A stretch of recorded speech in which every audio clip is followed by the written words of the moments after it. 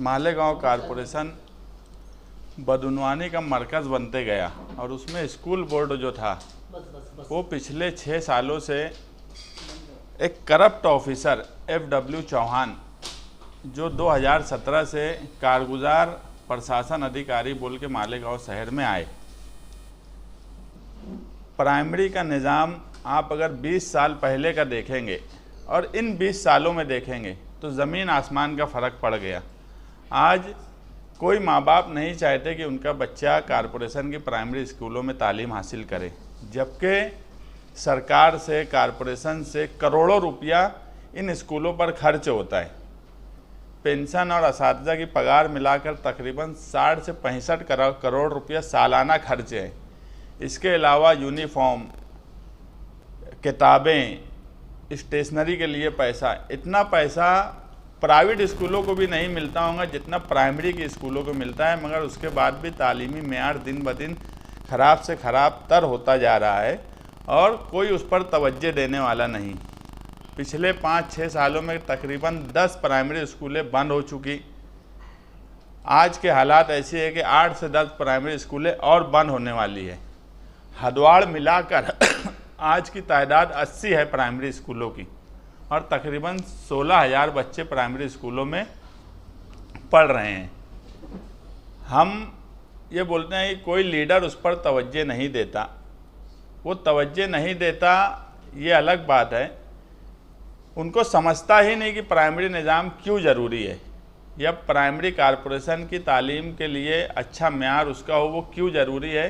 ये लीडरान इस शहर में समझना ही नहीं चाहते, क्योंकि अगर उनको समझे और प्राइमरी निज़ाम दुरुस्त हो तो सबसे ज़्यादा फ़ायदा गरीबों का होगा। आज गरीब के बच्चे प्राइवेट स्कूलों में जो पैसा लिया जाता है, कहीं पर तो बहुत ज़्यादा लिया जाता है, वो इतना देने के काबिल नहीं होते और परेशान रहते हैं। इधर घूम, उधर भटक, इधर आ, इधर जा।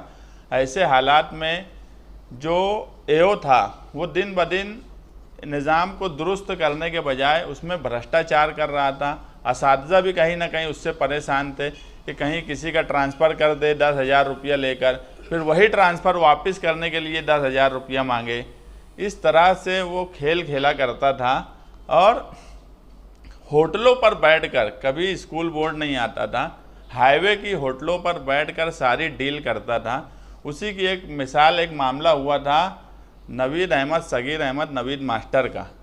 उसने आर्म एक्ट लगाया कि उसको पिस्तौल दिखाई गई। उस वक्त ही कोर्ट से हमने, वो हमारा दोस्त है, हमारे घर का आदमी है, हमने एंटीसिपेटरी कोर्ट से ले ली थी। बिल्कुल झूठी फरियाद थी। वो AO कि जब डील पैसों की नहीं होती थी तो लोगों को फंसाने का काम करता था। ऐसे भ्रष्ट AO के खिलाफ उसको सिर्फ सस्पेंड नहीं किया गया, आगे उस पर FIR होंगी। उसको यहाँ तक कहा गया कि कोई रिटायरमेंट के बाद वो कहीं पर प्राइवेट जगह पर सर्विस नहीं कर सकता, कोई ऐसा काम नहीं कर सकता जिससे इस केस में किसी की मदद हो। ऐसा सख्त फैसला उसके खिलाफ हुआ है। इससे पहले भी हमने कॉरपोरेशन के कई अधिकारियों को सस्पेंड करवा चुका है, उनकी डिपार्टमेंटल इंक्वायरी करवा चुके हैं और इस मामले में कई लोगों ने AO के खिलाफ तकरार की थी।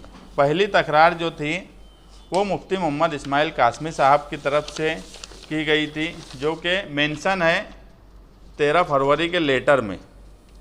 उन्होंने तकरार दी थी 23 अगस्त 2022 को। अब वो तकरार की क्या पोजीशन है ये मुझे नहीं मालूम।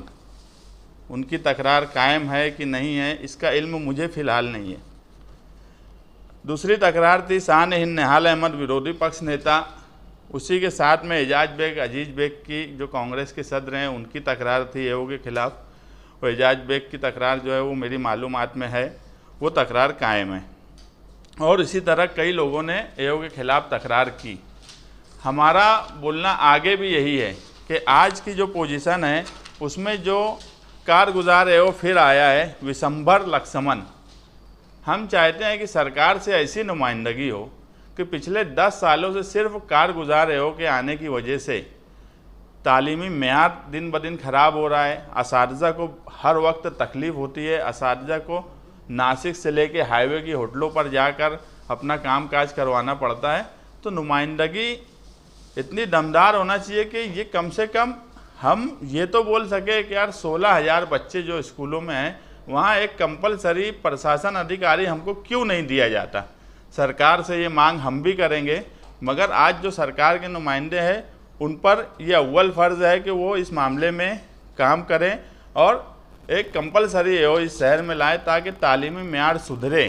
क्योंकि तालीम, प्राइमरी कारपोरेशन की तालीम से गरीबों के बच्चे जुड़े हुए हैं। आप अगर देखेंगे आज के जो डॉक्टर्स वगैरह जो 20-25 साल पहले डॉक्टर बने, टीचर बने, बड़े बड़े शायर हुए, जिन सब लोगों ने मालेगांव कारपोरेशन की प्राइमरी स्कूल से तालीम हासिल की थी। मगर आज हम क्यों प्राइमरी स्कूल की तरफ नहीं जाते, जबकि उनके पास बिल्डिंग है, उनके पास ज़मीन है, हर सब कुछ है, मगर प्लान नहीं है, काम करने वाले ऑफिसर नहीं है, काम लेने वाले लीडरान नहीं है। इसलिए तालीमी मेयार दिन ब दिन ख़राब होता जा रहा है। ऐसे वक्त में कंपलसरी एओ चाहिए, क्योंकि कारगुजार एओ अगर वापस रहा तो फिर यही सब छचन होंगे, यही सब करप्शन होगा, यही सब बदउनवानी होंगी जो कि तालीमी मेयार में मुनासिब नहीं है। हमारा सिर्फ यही मुतालबा है कि ऐसे भ्रष्ट अधिकारी जो कारपोरेशन में भी आज बैठे हैं उन पर भी सख्त से सख्त कार्रवाई होना चाहिए। कोई भी लीडर करे, जब तक हम इस तरीके से कामकाज नहीं करेंगे कि अधिकारियों ने इस शहर को बर्बाद कर दिया। आप आज देखेंगे 100 करोड़ 110 करोड़ का हमारा जो फंड था, ठीक है, उस पर मैं इससे पहले बहुत बोल चुका, नदी के उस पार बजट ज़्यादा गया, हमको बहुत मामूली मिला।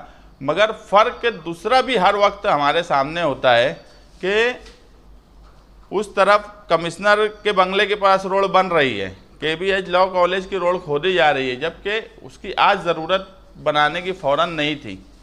तुम्हारा मोतीबाग नाके से रोड आ रही है, ब्रिज तोड़ के बनाए जा रहे हैं। जो 2-3 काम हमको ऐसे ही दे दिए, भीख में दे दिए, हमारा 40 करोड़ लेकर। तुम मिर्ज़ा गालिब रोड देख लो, तो अधिकारियों को ये सब चीज़ नहीं दिखती। क्यों दबाव लीडर का नहीं पड़ रहा है प्रशासन पर? उद्घाटन सबसे पहले हमारे इधर हुआ, मगर प्रशासन पर दबाव क्यों नहीं पड़ रहा है कि यार तुम 2 रोड हमारे इधर दिए हो, 3 रोड कम से कम वो तो पहले बना दो। बारिश आने वाली है, खस्ता हाल रोड है, KBH लॉ कॉलेज 4 महीने बाद भी बनेगा तो कोई फ़र्क नहीं पड़ने वाला, ना वहाँ पानी जमा होता है, अच्छी रोड है, ठीक है। वो तो आरआईस और जेबाइस अब नदी के उस पार होने लगी है, उस पर मुझे अभी कुछ नहीं बोलना है। मगर जो काम हम दिए हैं, रमजानपुरे की 3 रोड उस 100 करोड़ में है, वहाँ भी टीकम लगा दिए, रोड का काम नहीं शुरू करते, इधर एक साथ सारे काम शुरू होते हैं। तो ये फ़र्क इसलिए है कि अधिकारी तवज्जो नहीं दे रहे हैं, हमारे लीडरों का दबाव उन पे नहीं पड़ रहा है। 2020 का लेटर आपने बताया, उसकी कॉपी आपके पास है? नहीं, मेरे पास कॉपी नहीं है। 2023/8/2022 का संदर्भ में जो अभी ऑर्डर निकला उसके संदर्भ में है कि किसने किसने तकरार की थी, तो उसमें मैंने देखा कि उनकी भी तकरार इसमें दिख रही है। जो कलर जो है किरण, वो बदगुमानी में मुअत्तल हुए, उनको वापस से नौकरी पे ले लिया गया और वो फिर आला पोस्टों पे बैठे हैं, तो उनके खिलाफ भी कुछ करेंगे क्या? इसके अंदर है ना क्लर्क की चौकसी, वो सब भी है। ऐसा है कि स्कूल बोर्ड पूरा ही बदउनवान है, उसमें कोई एक फ़र्द का नाम लेके क्या करेंगे, जबकि इसके अंदर दिया है कि जो क्लर्क और जो भी उस मामले में इन्वॉल्व हैं, उस मामले में मेरी मालूमात ऐसी है कि कमिश्नर और राजू खैरनार की बोगस साइन भी करके कुछ कामकाज किए गए हैं। तो अब चौकसी चलेंगी तो सारी चौकसी होंगी उसमें। अगर कोई स्कूल बोर्ड का आदमी जो काम करता हुआ आएगा तो वो भी आएगा। शहर में तामीर काम को लेकर आपने बातचीत कही कि पुल के उस पार काफ़ी ज़्यादा तादाद में तामीरी काम किए जा रहे हैं, लेकिन मालेगांव शहर मतलब सेंट्रल में जिस तरह से कामकाज होना चाहिए थे उस तरह से कामकाज नहीं हो रहे, लीडरों का दबाव नहीं है। तो कौन कौन से लीडरों का दबाव नहीं है, ये बता सकते हैं आप? जो बड़े लीडर हैं उनका ही काम है ना, बड़े लीडरान का काम है, उसमें कौन कौन से लीडर बोलने की क्या ज़रूरत है।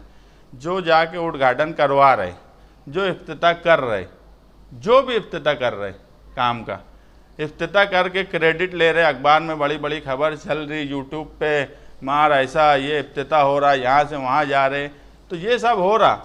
उसके बाद इफ्तिताह के 6-8 महीने के बाद भी काम नहीं शुरू हो रहा, बारिश शुरू होने 1 महीना बाकी बचा है, उस हिस्से में जो रोड की ज़रूरत नहीं थी फ़ौरन बनाने की। आज मिर्ज़ा गालिब रोड से ही आप जाके देख लो कि वहाँ पे बारिश होने के बाद क्या हालत होंगी।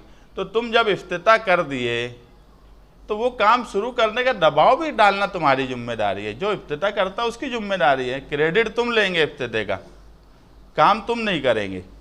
तो ये थोड़ी कोई बात होती। मैं जो बोलता हूँ कि इस शहर में दबाव ख़त्म हो रहा है तो ये ऐसे ही नहीं बोलता। अभी जाके देख लो 4 काम उस तरफ बड़े बड़े शुरू हैं।